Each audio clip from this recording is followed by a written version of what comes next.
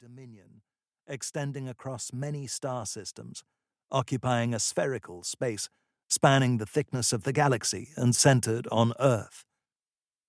It is ruled over by the AIs, who took control of human affairs in what has been called, because of its very low casualty rate, the Quiet War. The top AI is called Earth Central, EC, and resides in a building on the shore of Lake Geneva. Planetary AIs, lower down in the hierarchy, rule over other worlds. The Polity is a highly technical civilization, but its weakness is its reliance on travel by runcible, instantaneous matter transmission gates. Praedor, a highly xenophobic race of giant crab-like aliens, ruled by a king and his family. Hostility is implicit in their biology. Runcible, instantaneous matter transmission gates, allowing transportation through underspace. U-space. Underspace is the continuum spaceships enter, or U-jump into, rather like submarines submerging, to travel faster than light. It is also the continuum that can be crossed using runcible gates, making travel between worlds linked by such gates all but instantaneous. 1. Present. No sign of the bastards, said Callum, as they stood looking at the screen.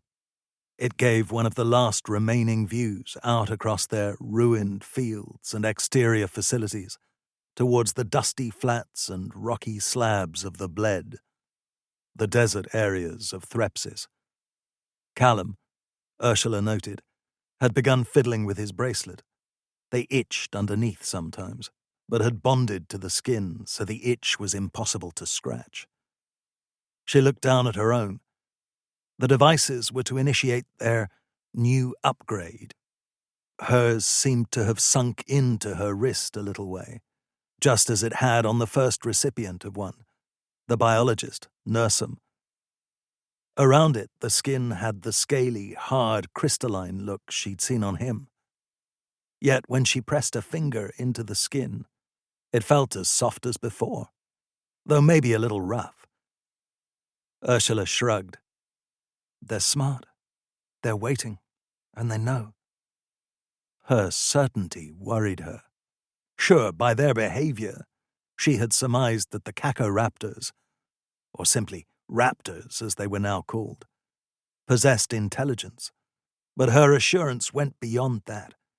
It was almost as if she could feel them out there, their purpose and collective will. She shook her head. That made no sense, did it?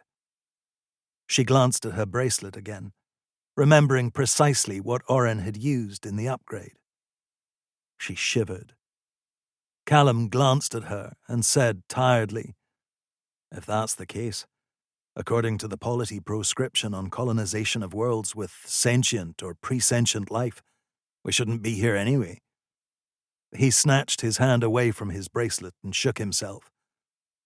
But then, with the danger they represent, we shouldn't be here, despite their intelligence. He suddenly didn't look tired anymore.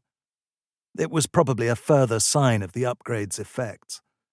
Ursula had been seeing subtle changes in those around her since they had all been given the bracelets.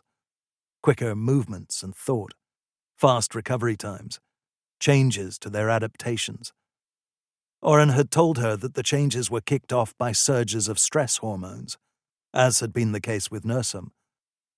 The constant low-grade stress in here was almost acceptance. She nodded. I rather think the Polity has things other than colony regulations to occupy it right now. She shrugged. Anyway, when we came here, we were breaking no laws. They weren't intelligent then. It's their most recent adaptation, of course, to get them to the plentiful food supply that we are. Callum grimaced, then shook his head sharply, sending an iridescent ripple down his neck and across the metallic skin of his bare chest. I'll go and check on